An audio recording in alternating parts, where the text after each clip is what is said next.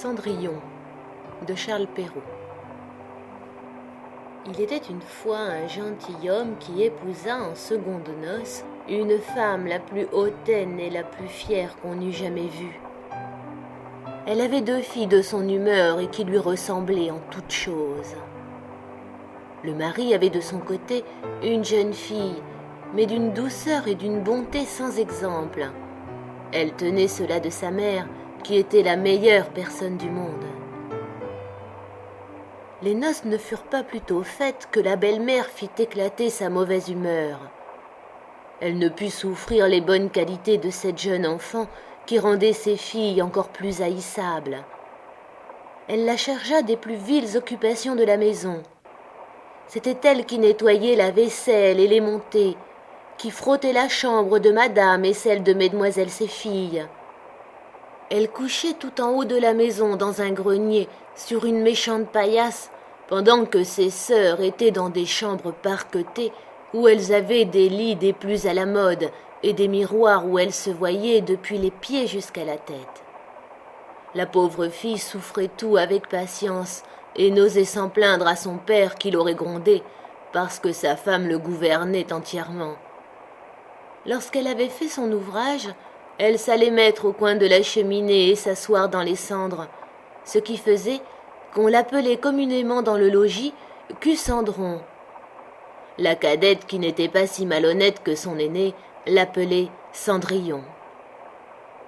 Cependant Cendrillon, avec ses méchants habits, ne laissait pas d'être 100 fois plus belle que ses sœurs, quoique vêtue très magnifiquement. Il arriva que le fils du roi donna un bal et qu'il en pria toutes les personnes de qualité. Nos 2 demoiselles en furent aussi priées, car elles faisaient grande figure dans le pays. Les voilà bien aises et bien occupées à choisir les habits et les coiffures qui leur siéraient le mieux. Nouvelle peine pour Cendrillon, car c'était elle qui repassait le linge de ses sœurs et qui gaudronnait leurs manchettes. On ne parlait que de la manière dont on s'habillerait. « Moi, dit l'aînée, je mettrai mon habit de velours rouge et ma garniture d'Angleterre. »« Moi, dit la cadette, je n'aurai que ma jupe ordinaire, mais en récompense, je mettrai mon manteau à fleurs d'or et ma barrière de diamants, qui n'est pas des plus indifférentes. » On envoya quérir la bonne coiffeuse pour dresser les cornettes à 2 rangs, et on fit acheter des mouches de la bonne faiseuse. Elles appelèrent Cendrillon pour lui demander son avis, car elle avait bon goût. Cendrillon les conseilla le mieux du monde et s'offrit même à les coiffer, ce qu'elles voulurent bien. En les coiffant, elle lui disait « Cendrillon, serais-tu bien aise d'aller au bal ?»« Hélas, mademoiselle, vous vous moquez de moi. Ce n'est pas là ce qu'il me faut. »« Ah, tu as raison, on rirait bien si on voyait un Cucendron aller au bal. » Une autre que Cendrillon les aurait coiffées de travers, mais elle était bonne et elle les coiffa parfaitement bien. Elles furent près de 2 jours sans manger tant elles étaient transportées de joie. On rompit plus de 12 lacets à force de les serrer pour leur rendre la taille plus menue, et elles étaient toujours devant le miroir. Enfin leur jour arriva. On partit, et Cendrillon les suivit des yeux le plus longtemps qu'elle put. Lorsqu'elle ne les vit plus, elle se mit à pleurer. Sa marraine, qui la vit tout en pleurs, lui demanda ce qu'elle avait. « Je voudrais bien. » Elle pleurait si fort qu'elle ne put achever. Sa marraine, qui était fée, lui dit « Tu voudrais bien aller au bal, n'est-ce pas ?»« Hélas, oui, » dit Cendrillon en soupirant. « Eh bien, seras-tu bonne fille ?» dit sa marraine. « Je t'y ferai aller. » Elle la mena dans sa chambre et lui dit « Va dans le jardin et apporte-moi une citrouille. » Cendrillon alla aussitôt cueillir la plus belle qu'elle put trouver et la porta à sa marraine, ne pouvant deviner comment cette citrouille la pourrait faire aller au bal. Sa marraine la creusa et, n'ayant laissé que l'écorce, la frappa de sa baguette. Et la citrouille fut aussitôt changée en un beau carrosse tout doré. Ensuite, elle alla regarder dans la souricière, où elle trouva 6 souris toutes en vie. Elle dit à Cendrillon de lever un peu la trappe de la souricière, et à chaque souris qui sortait, elle lui donnait un coup de sa baguette, et la souris était aussitôt changée en un beau cheval, ce qui fit un bel attelage de 6 chevaux d'un beau gris de souris pommelée. Comme elle était en peine de quoi elle ferait un cocher, « Je vais voir, dit Cendrillon, s'il n'y a pas quelques rats dans la ratière, nous en ferons un cocher. »« Tu as raison, dit sa marraine, va voir. » Cendrillon lui apporta la ratière où il y avait 3 gros rats. La fée en prit un d'entre les 3 à cause de sa maîtresse Barbe, et l'ayant touché, il fut changé en un gros cocher qui avait une des plus belles moustaches qu'on ait jamais vues. Ensuite elle lui dit « Va dans le jardin, tu y trouveras 6 lézards derrière l'arrosoir. Apporte-les-moi. » Elle ne les eut pas plutôt apportés que sa marraine les changea en 6 laquais qui montèrent aussitôt derrière le carrosse avec leurs habits chamarrés et qui s'y tenaient attachés comme s'ils n'eussent fait autre chose de toute leur vie. La fée dit alors à Cendrillon « Eh bien, voilà de quoi aller au bal. N'es-tu pas bien aise ?»« Oui, mais est-ce que j'irai comme cela avec mes vilains habits ?»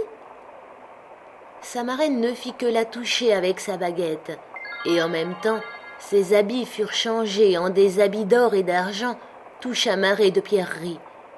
Elle lui donna ensuite une paire de pantoufles de verre, les plus jolies du monde. Quand elle fut ainsi parée, elle monta en carrosse. Mais sa marraine lui recommanda sur toute chose de ne pas passer minuit, l'avertissant que si elle demeurait au bal un moment davantage, son carrosse redeviendrait citrouille, ses chevaux des souris, ses laquais des lézards, et que ses beaux habits reprendraient leur première forme. Elle promit à sa marraine qu'elle ne manquerait pas de sortir du bal avant minuit. Elle part, ne se sentant pas de joie. Le fils du roi, qu'on alla avertir qu'il venait d'arriver une grande princesse qu'on ne connaissait point, courut la recevoir. Il lui donna la main à la descente du carrosse et la mena dans la salle où était la compagnie. Il se fit alors un grand silence. On cessa de danser, et les violons ne jouèrent plus, tant on était attentif à contempler les grandes beautés de cette inconnue. On n'entendait qu'un bruit confus. « Ah, qu'elle est belle !» Le roi même, tout vieux qu'il était, ne laissait pas de la regarder et de dire tout bas à la reine qu'il y avait longtemps qu'il n'avait pas vu une si belle et si aimable personne. Toutes les dames étaient attentives à considérer sa coiffure et ses habits pour en avoir dès le lendemain de semblables, pourvu qu'il se trouvât des étoffes assez belles et des ouvriers assez habiles.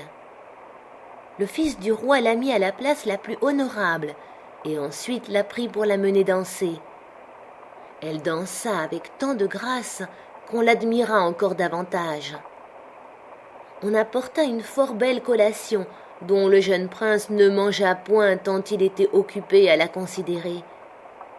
Elle alla s'asseoir auprès de ses sœurs et leur fit 1000 honnêtetés. Elle leur fit part des oranges et des citrons que le prince lui avait donnés, ce qui les étonna fort, car elle ne la connaissait point. Lorsqu'elle causait ainsi, Cendrillon entendit sonner 11h 3/4. Elle fit aussitôt une grande révérence à la compagnie et s'en alla le plus vite qu'elle put. Dès qu'elle fut arrivée, elle alla trouver sa marraine, et après l'avoir remerciée, elle lui dit qu'elle souhaiterait bien aller encore le lendemain au bal, parce que le fils du roi l'en avait prié. Comme elle était occupée à raconter à sa marraine tout ce qui s'était passé au bal, les 2 sœurs heurtèrent à la porte. Cendrillon leur alla ouvrir. « Que vous êtes longue à revenir !» leur dit-elle en bâillant, en se frottant les yeux et en s'étendant comme si elle n'eût fait que de se réveiller. Elle n'avait cependant pas eu envie de dormir depuis qu'elle s'était quittée. « Si tu étais venue au bal, lui dit une de ses sœurs, tu ne t'y serais pas ennuyée. Il est venu la plus belle princesse, la plus belle qu'on puisse jamais voir. Elle nous a fait 1000 civilités, elle nous a donné des oranges et des citrons. » Cendrillon ne se sentait pas de joie. Elle leur demanda le nom de cette princesse, mais elles lui répondirent qu'on ne la connaissait pas, que le fils du roi en était fort en peine et qu'il donnerait toute chose au monde pour savoir qui elle était. Cendrillon sourit et leur dit « Elle était donc bien belle ?» Mon Dieu, que vous êtes heureuse! Ne pourrais-je point la voir? Hélas, mademoiselle Javotte, prêtez-moi votre habit jaune que vous mettez tous les jours. Vraiment, dit mademoiselle Javotte, je suis de cet avis. Prêter son habit à un vilain Cucendron comme cela, il faudrait que je fusse bien folle. Cendrillon s'attendait bien à ce refus, et elle en fut bien aise, car elle aurait été grandement embarrassée si sa sœur eût bien voulu lui prêter son habit. Le lendemain, les deux sœurs furent au bal, et Cendrillon aussi, mais encore plus parée que la première fois. Le fils du roi fut toujours auprès d'elle, et ne cessa de lui conter des douceurs. La jeune demoiselle ne s'ennuyait point, et oublia ce que sa marraine lui avait recommandé, de sorte qu'elle entendit sonner le premier coup de minuit. Lorsqu'elle ne croyait point qu'il fût encore 11 heures, elle se leva et s'enfuit aussi légèrement qu'aurait fait une biche. Le prince la suivit, mais il ne put l'attraper. Elle laissa tomber une de ses pantoufles de verre que le prince ramassa bien soigneusement. Cendrillon arriva chez elle bien essoufflée, sans carrosse, sans laquais et avec ses méchants habits. Rien ne lui étant resté de sa magnificence qu'une de ses petites pantoufles, la pareille de celle qu'elle avait laissée tomber. On demanda aux gardes de la porte du palais s'ils n'avaient point vu sortir une princesse. Ils dirent qu'ils n'avaient vu sortir personne qu'une jeune fille fort mal vêtue et qui avait plus l'air d'une paysanne que d'une demoiselle. Quand les deux sœurs revinrent du bal, Cendrillon leur demanda si elles s'étaient encore bien diverties et si la belle dame y avait été. Elles lui dirent que oui, mais qu'elle s'était enfuie lorsque minuit avait sonné, et si promptement qu'elle avait laissé tomber une de ses petites pantoufles de verre, la plus jolie du monde, que le fils du roi l'avait ramassée et qu'il n'avait fait que la regarder pendant tout le reste du bal, et qu'assurément il était fort amoureux de la belle personne à qui appartenait la petite pantoufle. Elles dirent vrai, car peu de jours après, le fils du roi fit publier, à son de trompe, qu'il épouserait celle dont le pied serait bien juste à la pantoufle. On commença à l'essayer aux princesses, ensuite aux duchesses et à toute la cour, mais inutilement. On la porta chez les deux sœurs qui firent tout leur possible pour faire entrer leurs pieds dans la pantoufle, mais elles ne purent en venir à bout.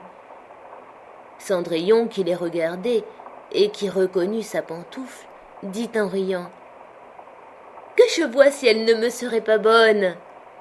Ses sœurs se mirent à rire et à se moquer d'elle.